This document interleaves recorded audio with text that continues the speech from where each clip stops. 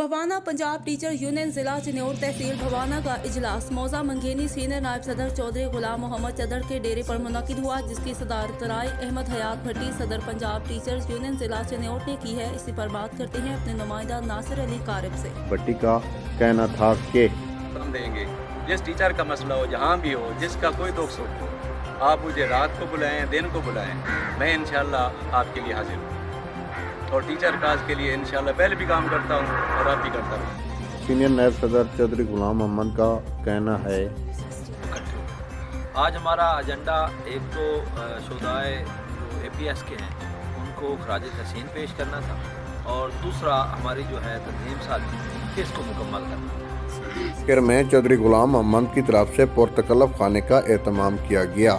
camera team के साथ नासिर अली कारब, आप